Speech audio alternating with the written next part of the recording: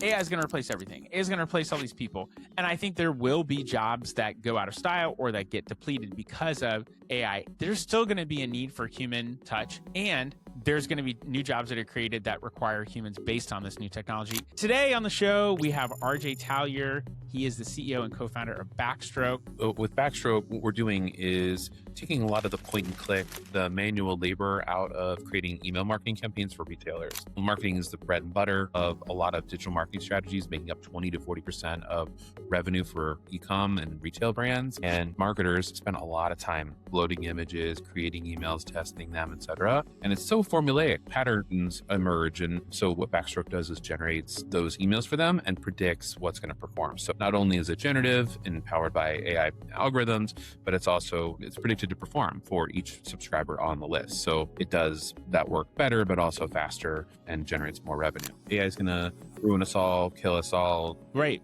Take all of our jobs. I think that just with any evolution of technology or any advancement, there's change. And I think that, my father-in-law worked at Ford for 35 years. And as all these machines came in, he had to learn how to use the machine. Former father-in-law say, AI is going to take your job. You just need to reskill or learn. That's a really hard lesson, or that's a really hard thing to shove down someone's throat who's been successful in building a career for 30 years. And I think the same thing's happening in a lot of white collar jobs where we're saying, hey, AI is now a tool that allows you to do all of these things. Your job just got bigger, expanded. All you need to do is just learn as you go. Is it a scarcity versus abundance mindset? Is that kind of what we're looking at? Yeah. Because the scarcity is there's not enough jobs, AI is going to take them. And in the abundance mindset, it doesn't mean that scarcity is a real thing. The abundance mindset is what the human perspective can look at, is what's beyond this. Hey everyone, I'm Michael Maher, the host of The Longer Game, a podcast that talks all about the future of retail. Brick and mortar, direct to consumer, Amazon. If it's driving retail forward, we talk about it here on the show. Make sure to subscribe to catch every episode on LinkedIn, YouTube, Spotify, and Apple Podcasts, or wherever you get your podcasts. And before we dive in, I just want to say thank you. Every listen, every share, all of those conversations, they mean a lot to us and they help us get our message heard. Retail is evolving very quickly. You've been along for the ride, and I appreciate you for being here. All right, let's get into it. Hey, everybody. Welcome to The Longer Game podcast that talks all about retail. And we bring you the real deal. We bring you people that are operators, that have done the work, that are not just sitting down on high and pointing fingers and telling you, in theory, what looks good or what should be done. We've got real hardworking folks coming on this show. And today on the show, we have RJ Talyor. He is the CEO and co-founder of Backstroke. I'm going to let him tell you more about what he does, a little bit about himself. Welcome to the show, RJ. Hey, thank you. I really appreciate the opportunity to chat. So I'm RJ. I'm the CEO and founder of Backstroke, and our company generates predictive and on-brand campaigns for retailers. I got my start in digital marketing about 20-something years ago when I was an early employee at ExactTarget, which got acquired by Salesforce as part of the Salesforce Marketing Cloud. So I led the email and mobile teams for 10 years there at Salesforce, traveled all over the world, working with retailers, literally every brand that you probably heard of. It was an awesome job for somebody who was 24. My gosh, you probably learned so much during that time. I have an English degree, and I got this job at ExactTarget because I had a friend who worked there, and they were growing really quickly. And they said she was like, "You should apply." So I did, and then I really didn't know what I was getting myself into. And I thought, I'm going to go to grad school in 6 months, whatever. I'll just do this job for a little bit. And then I worked there for 10 years, and I built my whole. That's amazing. So it's email was just coming out in 2000, or it was out, but canned spam had just been passed in 2003, and so 2004, and so it was early days. And, So then I built my career in digital marketing, and I left Salesforce. I went to another startup for about a year and a half, and then I started my first company, which was called Pattern 89. It was an early AI startup that predicted what you would click on Instagram or Facebook. Interesting. And work with brands like Williams Sonoma. Actually, Facebook was a customer, and a bunch of Accenture customers. Okay. And then we sold that business to Shutterstock in 2021. And then I started working on Backstroke. So I've been in AI world since 2016 when we called it AI, but it really wasn't AI. We were in the early days of AI, and people would debate about machine learning versus data science versus AI. And now we're in the deep heart of AI with Backstroke. I mean, AI has been around since the 60s, right? 50s, 60s. I mean, like it's been around for a long time. Yes. And been this crazy quick evolution over the past couple of years. And it sounds like what you were doing was maybe when people were calling it AI, maybe it really was more machine learning, but Yes. algorithm based stuff. Yes. Yeah. Yeah. Yeah. I mean, it was like predictive algorithms. So, but it was kind of crazy because back in 2016, back to 10 years ago, when I would say AI in all of our marketing materials, it said AI parentheses artificial intelligence. And so we would be like, we would have to explain what we meant by AI. And I would do all this like, what is AI? Conversations and try to translate what our data scientists were doing to regular folk. And I'm a regular folk in this world trying to explain it. And now we talk about AI and like, in like all of the extreme ways, and everybody's talking about AI this, AI everything. But it's People funny don't because question it now. It just, you don't need the right, parentheses. yes, yeah, yeah. I mean, in ChatGPT did that work for all of us. So, and that was what 3 or 4 years ago. It's kind of wild. That's crazy. It almost feels like it was like 6 months or a year ago when OpenAI came out with this huge announcement. I always jokingly say Al because AI kind of looks like Al, but I don't think people like. I don't know how many people think it's funny. I'm glad you're laughing. Yeah, I'm like, who is Al? Can somebody tell me who Al is? I have no idea. It keeps showing up in yeah. every conversation that I have. This is That's ridiculous. funny. That's good. That's good. My father-in-law's name's Al, and I'm thinking, oh, Oh, there you go. Is he real? That is yeah, the yeah. real question. Tell us at Backstroke, what's that evolution of AI for you now? Yeah, well, with Backstroke, what we're doing is taking a lot of the point and click, the manual labor out of creating email marketing campaigns for retailers. Okay. Well, marketing is the bread and butter of a lot of digital marketing strategies, making up 20 to 40% of revenue for ecom and retail brands. And humans, marketers, spend a lot of time. Designers, CRM managers, digital marketing people, their life, their daily grind is like uploading images, creating emails, testing them, etc. And it's so formulaic and patterns emerge. And so what Backstroke does is generates those emails for them and predicts what's going to perform. So not only is it generative and powered by AI algorithms, but it's predicted to perform for each subscriber on the list. So it does that work better, but also faster and generates more revenue. So it's not for all of the campaigns. One thing I would urge here is I'd say Backstroke's like a 70-30. We can do 70% of your campaigns, but 30% of them are like those tentpole moments, new product introductions, letter from the CEO, really important ones that I think require a human touch. But a lot of the promotions, those types of things can be done by Backstroke pretty easily. You mentioned to me that you have a master's in creative writing, right? Yes. Yeah. Okay. Which I love. I have a fine arts degree Oh, there you go. that does not translate to the work that I do as an entrepreneur and Yeah. marketing advertising agency owner at Cartology. My degree in college was Asian studies, and I got that degree because I had the most credits to graduate with that, and I wanted to get the hell out of college. I had taken Japanese for like in high school, college, and was just like, what can I get out of here with? Yeah. And I was good at learning, but I didn't like being told what to learn, and I wanted to cut my teeth on stuff my own way, which, now I'm an entrepreneur, been an entrepreneur for the past 16 years. Love it, enjoy it. I'm still an entrepreneur for different reasons than why I started. A lot of people think about freedom and other things like that. But when you're really an entrepreneur, you are in service to the goal of whatever, company or thing that you're building. That yes, there is freedom and maybe that's part of it, but it's like there's also an extreme responsibility Yeah. to get these things done. And so there often I would say you're working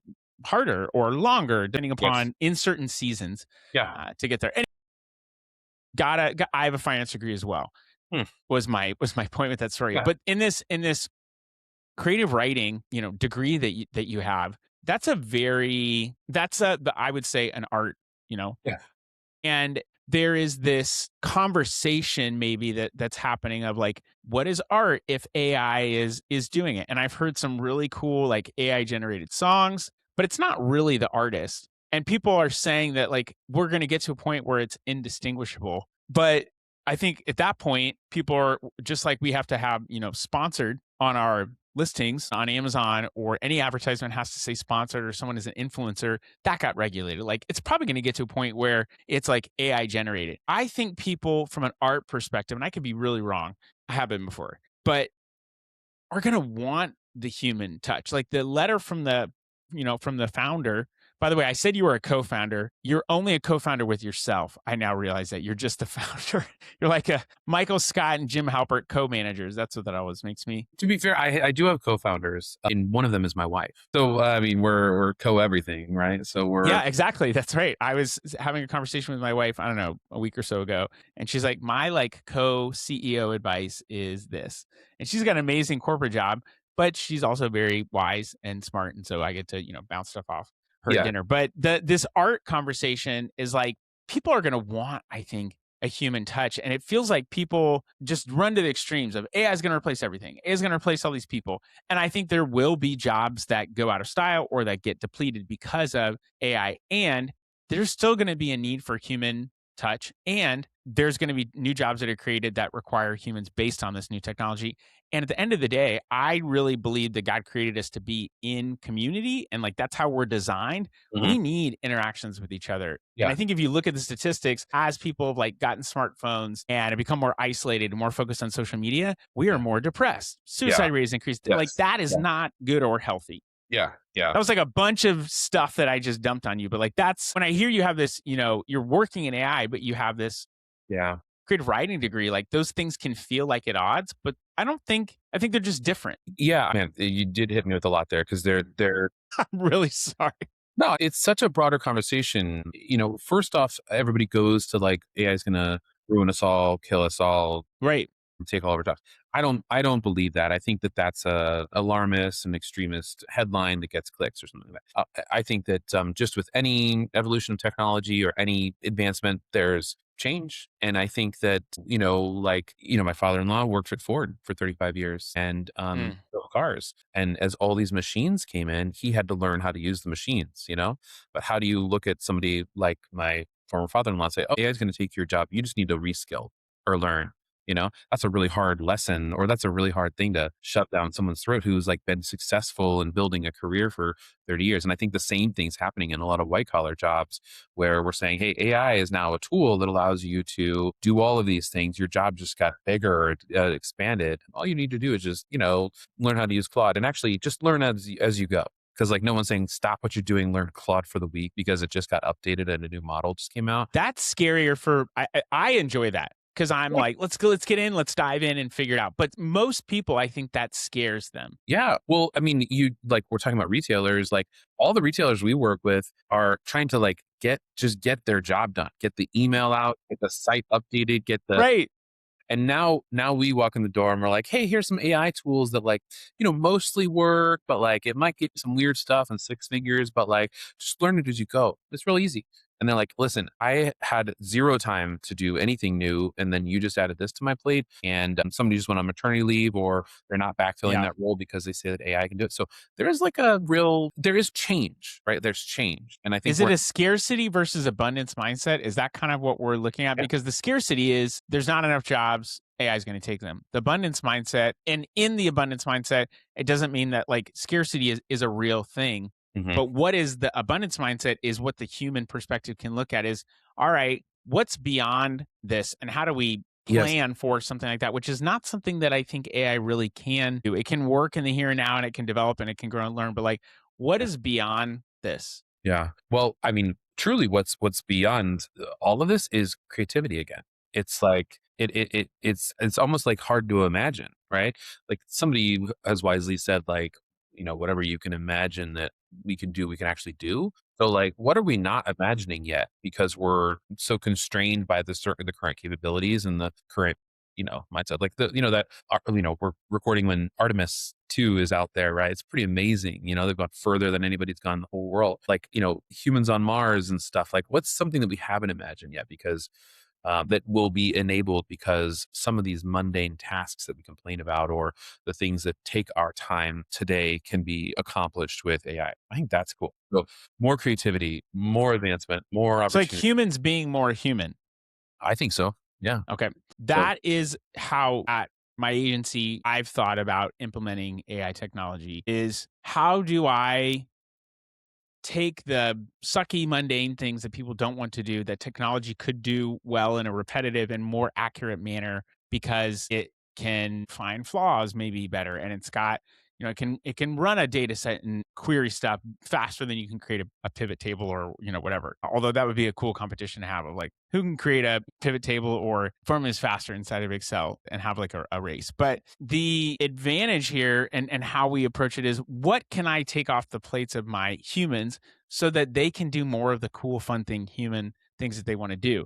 The problem in that, to your point about like, oh yeah, just learn code as you go, it's not going to be a big deal, is when you want to take on a new skill set, it very often feels like slowing down. Yes. And if you've got all this stuff stacked in your plate, Yes. that's even like, okay, now not only do I have to get all this stuff accomplished that I don't feel I can get accomplished for whatever reason, I don't have either my priorities straight or people pile too much work on me. You want me to take time to learn this new thing. That is the like Yeah. the real press, I think. Yeah. Yeah. I mean, that's why like people who They're are out there. Yeah, that's why people who are potentially laid off right now actually have a big strategic advantage, because not until you hit rock bottom or not until you are faced with the end can you actually restart. And it's so hard to adopt these things like in line with what all the work. I hear the most successful people are saying, "Hey, I did a weekend project with AI. I did this thing on my side projects on this board that I'm on or whatever." But like there's no shortcut, like that you have to learn it, and you have to go slow to go fast. And that's talking about retailers, man. That's the challenge. Like who's saying, okay, just stop what you're doing for a week, put all of the work on pause, remove our daily comp goal, the sales that we're looking at by the hour, and let's everybody just like get hands on in Claude or get hands on in Chat GPT or So whatever. when you say that, that makes me feel like there's not an AI problem. Maybe there's a leadership problem in you want people to learn stuff and you want to adopt technology. I also think there's a why issue of like people might say, we want to use AI. And Mhm. my question is, why? Yeah.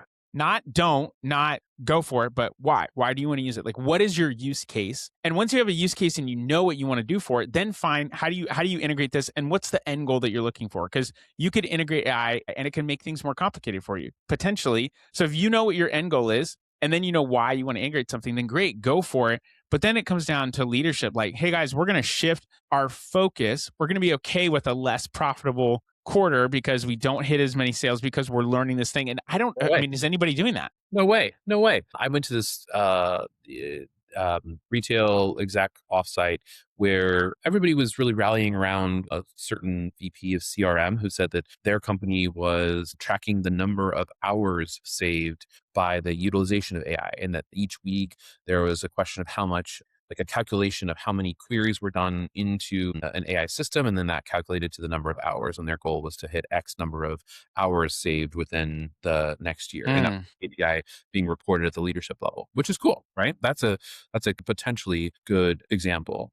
But you talk about in like a good way the leader might lead there, like say like, hey, let's track these hours. But from like a leadership perspective, the dangerous part that I keep hearing customers tell me is like, back up just a second. I've been selling Backstroke for about a year and a half, right? And so we've been talking about with these brands for that amount of time. When I first pitched Backstroke, like leaders on the team would be like, "Don't worry, no one's job's going away. We're not gonna fire anybody. We're not like whatever." And then about 6 months ago, I started hearing people say, "Well, we aren't going to backfill people because we think we can do things better with AI, or we think we're actually going to backfill with a more junior role." And so no one's saying like, I'm going to reduce the size of my team, or I'm going to not rehire this person, but instead hire an AI version of this person. Like there's like nobody wants to say like the quiet part out loud, which is like, it is coming. The change is coming, Okay. and force it through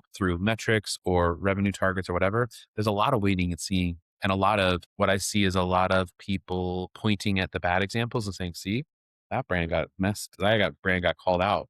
That's why we're not doing it yet. Or that's why we have to be cautious. Or that's instead of, there's a lot of action like we're going to create our AI committee. We're going to create our Mm. AI workshop team. And these are these crews of people that are well intentioned, but they don't have quite a mission other than like figure out AI. But it makes us feel like we're doing something. So, there's security reason, there are brand reasons, there are other operational reasons that these committees or crews are being assembled. Ultimately, I think they're blockers of success, and that is a leadership challenge. You think the committees that they're building are blockers? Yeah, they slow things down. Yeah, they Okay, don't. They don't have. in a bad way. Yeah, I do because they don't have like key. Sorry, like they're probably like there's probably an exception where there's one that's like an accelerant. But most times, what I hear from brands are like, "I'd love to use this, but the new AI committee has to review all AI things." And then I say, "Well, great. What are the three things that they're looking at?" So I can make sure that where you're prepared. Show them like, I don't really know. Yeah.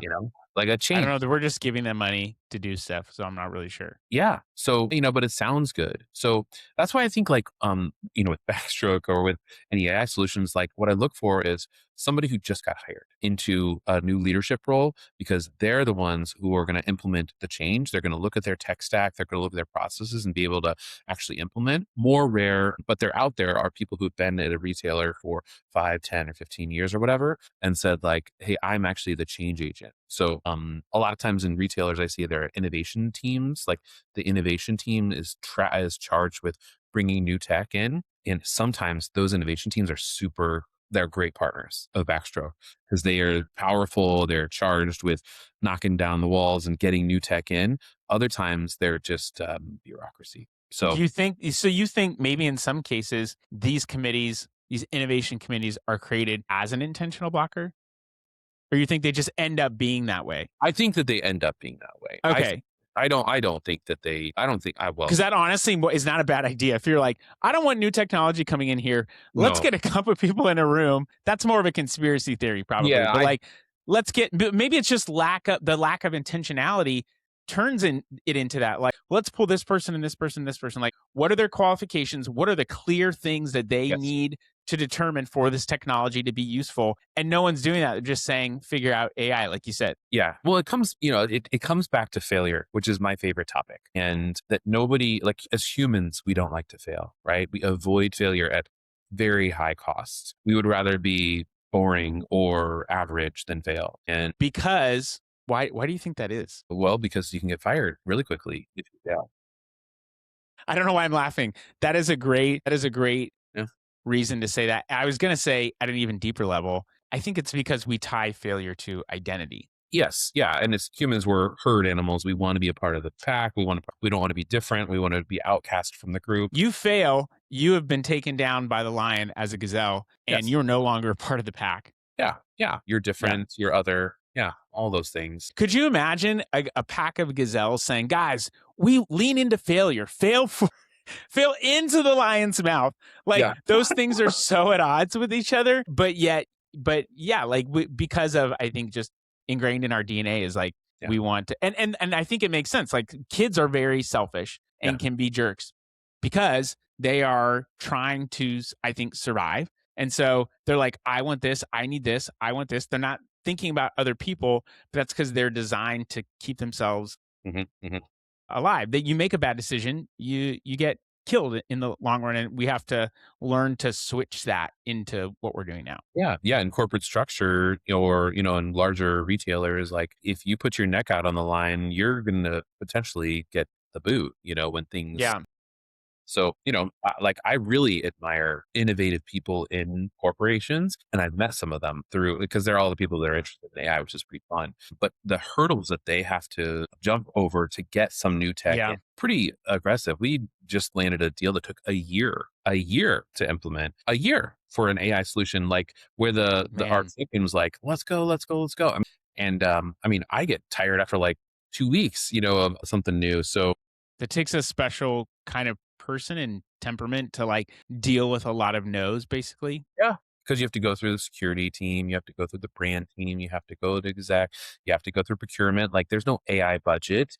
You have to then displace an agency or a solution you already have to bring in this new untested thing. And then you have to get the actual users to say, I'm going to take on this additional work that I have to slow down and learn. So like, yeah, it's pretty daunting. And that's why a lot of these AI solutions, people are going to conferences or doing all sorts of things to say that they're like, I'm learning about AI. I'm trying to figure out what it is. I don't want to be that, I don't want to be the failure, and I'm going to point to the failure. And then I'm going to put my proposal together for 2027, I'm going to put together my bulletproof AI proposal for 2027. But like, you By know, that point, I mean, big companies they have enough padding to survive. But that's why a lot of the innovation is actually happening with these smaller challenger, like these fast yeah, brands who are ultimately going to eat the lunch of the bigger ones or get acquired by them because they're able to move the fast. acquisition part I think is huge. You look at any big, well, one, I was going to say, you layer on the fact that these big brands are, let's say they're publicly traded companies, they've got governance and compliance that they have to abide by. So like they are like crossing their T's and dotting their I's for sure. But like that, and that makes it really hard sometimes to like get stuff through. Cause for some people it is just, they're just working a job. This is my Yeah. job. I have to follow these rules and it Yeah. is what it is. And that's okay. Yeah. You know, the world takes all kinds of people, but those challenger people, I know one who works at a big company. I had the great pleasure to work with him closely on a project. And he's just like, he's the kind of person that I'm like willing to take his call any time. And he's willing to take mine anytime because we did great work for him. But the way that he pushes back on stuff, and he's always kind of like, you know, people are always telling me, like, why are you making so much noise and blah, blah, blah, blah, blah. But like, he's doing it not just to make noise, but because he really believes in these things. And he's like, and we talked about this recently, he's like, if I try, 20 new things and 19 of them fail, but one is like really, really successful, and like, that's a slam dunk. Yeah. And that feels like a failure to some people because you failed 95% of the time. But Yeah. like that one could totally outweigh those other things. And so he's thinking about that one. Yeah, well, I mean, that's a combination of one, the right person, the right role, but then also whoever created that role that he is able to test and fail 19 times and win one, like kudos to that. Because that's how you end up winning. Too often we say or I've heard, and when I've worked at bigger companies, it's like fail within this box. Like You can fail, just don't fail that much. yeah, run the test, but like if it's a failure, then cut it off after one day. And truly, Yeah. because Oh, we want to man. minimize the loss. That's human. It's very human. You know, you were talking about why you're an entrepreneur. I'm an entrepreneur because of this. Like I love it, and it actually goes back to like creative writing degree. Creative writing degree is all about like write something down, put it in front of your classmates, and they all just trash it. And then you iterate and you iterate and you iterate and you iterate and you get thick skin and you like try again. Life's about resilience and everybody says that, but like nobody likes the feeling of failure. I don't like the feeling of failure. Yeah. But it's like motivating to me. I kind of a bad day yesterday. We're covering everything, and I was like really pissed. And then I swim, which is why my company's called Backstroke. I love that. Okay. Yeah, I swim. I swim in high school, swim in college. I still swim, and so I was really upset. So I um, slept on it. Got up this morning, went for a swim, back in it. It's like let's go. Yeah, I'm frustrated by the what happened, but it's like iteration. That's the entrepreneurial journey. That's the AI thing. That's like building That's new everything, man. That is everything. Yeah, but some people don't want to feel that. Like some people don't want to feel the downs as well as the ups, and you're kind of more comfortable with the This is moderation. exactly what I was going to say, is that when we start chasing comfort, Yeah, that should be the opposite Yeah. of our lives, because comfort doesn't actually get us to reach our full potential. And while we may not want to feel pain, when we do reach our full potential, which ultimately comes at death, I guess that's your full potential, right? Because you've lived your whole life, hopefully, long, long life, but you don't ever reach your potential. But when you do reach your potential, that's amazing because you have the success. And I'm not talking about like money is great. Don't get me wrong. I don't want to say like, it's not about the money. Like, trust me, if I had more money, I would fix a couple problems. Like it would solve some problems. It doesn't solve all your problems, doesn't make you truly joyful. It might make you momentarily happy, but you start to actually achieve some things and maybe see some progress and move stuff. Like that is incredible. And there's an amazing verse that I love that I said to someone recently from the Bible to a friend of mine who was just dealing with some challenges. And I said, look, regardless of what you believe, I think that this is applicable and true. But because God created us and loved us, we are, and we deal with all these challenges and difficulties. It's not in spite of the challenges that we become conquerors. It is in all these things, is what Paul says. In all these things, we are more than conquerors through him who loved us. We don't have the challenges. We do not get to be conquerors. Yeah. There's no battle. There's no win. Yeah. Yeah. You talked about swimming. I was going to say I've been running a lot more. And the first mile, just because I have a buddy who's an ultra runner and he started inviting me to run with him, I'm like, I hate running. This is stupid. And now I find myself running all the time. Yeah. But the first mile is like, I hate this. I Yep. really hate, like, I do not like this. Yes. And then by mile 4, I'm like, okay, I think I could go for a while. Like you find your pace, like you find a little bit more tolerance, I think, Yes. in the pain. But like you can become a conqueror because of those challenges. You live in comfort totally. You don't challenge or press yourself. You conquer nothing. Yeah. There's I think a loss on your side there. You're not living up to what you truly can be. Yeah. Yeah. I think that very much. I agree with it. And it's, it's like the cool opportunity and the challenge of it all. I've told my kids this story, but back in the old days, a car would tell you how many miles you had left in your gas. Yeah. Oh yeah. It would just get down till the thing and then the light would come on. And I knew that my old car, I could get to 287 miles because I ran out of gas. And like, I knew exactly the number of miles that I could get to because I got to the side of the road and I had to, at that time, walk to the gas station Man, to get a can of gas. I've done that before. It's the worst, but like, I know how many miles I can get to, how long I could push it. And it's it's a dated metaphor now, but like, it's true, like you find the limit and then you pull back from it. And I think that's one of the reasons that people like to work with me or with Backstroke or like to work with startups in general, because we believe in a future that's like kind of wild and crazy. And that a lot of times corporate or bigger retailers are like looking for that, because there is so much like risk mitigation. But on the flip side, it's, it's exhausting and you have bad days sometimes. Or bad. I mean, that's just the reality. Like you said, like you're going to have a bad day, but it doesn't mean that you failed fully or that I think you ultimately fail in the wrong way when you just quit and say, I'm not going to push forward anymore. Now, quitting is very different than like, this path is not working. I need to pick a new path. That's very, very different. But you said something that resonated with me. I just turned 40 and I have a friend of mine that gave me a book. I got like 15 bottles of bourbon, a pair of running shoes for my running buddy. And then another friend got me this really incredible book called The Creative Art, A Way of Being by Rick Rubin. Okay. And it's like 400 pages and he's very like Zen, spiritual, etc. But there's a lot of cool stuff that's in there about creating art, but it could be certainly applied to anything.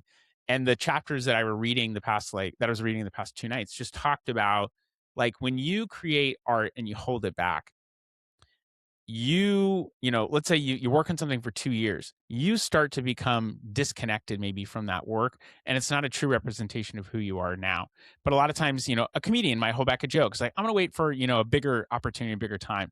But like there's always more if you think about it. So create, do the stuff. Maybe it doesn't land. Maybe it doesn't perform well, but you've always got more. Keep creating was like the point of it. And that's what I'm hearing from you is like, you fail, but keep going. Keep going. Try one more thing. Do one more thing. Yeah. Yeah. One of the things, I've done startups now for a while and people ask me for advice and they'll, sometimes startup people will say like, I want you to sign this NDA, like before we talk about my idea. And I always think like I've never invented something that's like that mind blowing that but like instead I think share early, share often. And the way that I express this idea and solve it is so different than the way you might do it or somebody else that like, we all see what the problem is. So like generative approach to email, predictive email, like everyone kind of understands what I'm talking about. The way that we're solving it at Backstroke is different than our competitors. So share early, share often, get the critique, pitch it as many times as you can, and get the feedback and then listen, and then you have to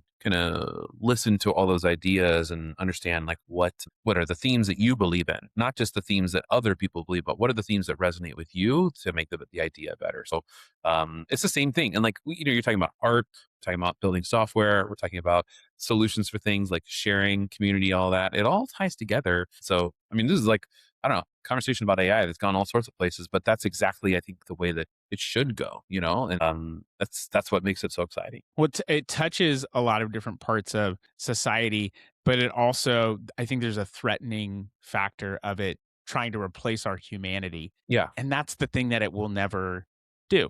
Yeah. Yeah. I ship it. There we go. Conclusion. Ship it. I absolutely love that. RJ, if people want to find out more about what you're doing, where should they look? In a pool? You're going to be doing some backstrokes. Tell I people mean, where they can find you. maybe that's a good spot, but backstroke.com. That's us. So just find us at backstroke.com. You can email me. I'm RJ at backstroke.com. rj@backstroke.com. Love it. Which, by the way, is an amazing URL. Hey, thanks. Have you had that URL for a while? No, no. And like, what's wild is I was trying to figure out what should be the name of this company and had all sorts of names and stuff. And I read some article that like a hard K sound is a really like it's like a memorable thing for the brain, like Mm, cola, like the repetitive K sound. And so I was like, okay, trying to think about words that made sense to me. My previous company was called Pattern 89 that no one remembered because they're like Pattern 41, Pattern whatever. It was a cool story and stuff, but I was like, I want it to be associated with me, something that I'm interested in. And no joke, okay. Sunday night, kind of like drifting off and then Backstroke came to mind. I went online and it was affordable. I actually swam butterfly in college. That was my stroke, but butterfly.com was $750,000. So we're Backstroke. I could afford Backstroke.com. Oh man, that's so good. Hey, Cartology is the name of my agency. I did not even know that. So just lucked into that one. All right. Well, you heard it here, people. rj@backstroke.com, backstroke.com if you want to find out more about what they're doing. That's all. You don't got to go home, but you got to go somewhere else. I don't know where you're going to go, but that's out. We're out. That's it. We're out. And if this episode hit close to home because we talked about something like Amazon that feels complex or fragmented, this is exactly what we do at Cartology. I'm Michael Marr. I own Cartology. We are a full-service Amazon agency. We take extreme ownership in the work that we do. We get results, and we have a holistic end-to-end service that not just gives you strategy, but we also handle the execution and everything in between. If you want a partner who's actually accountable for outcomes and that you will love working with and trust, find our information in the show notes. We'd love to talk with you. Thanks again for spending your time here. I'm Michael Marr, and we'll see you on the next episode of The Longer Game.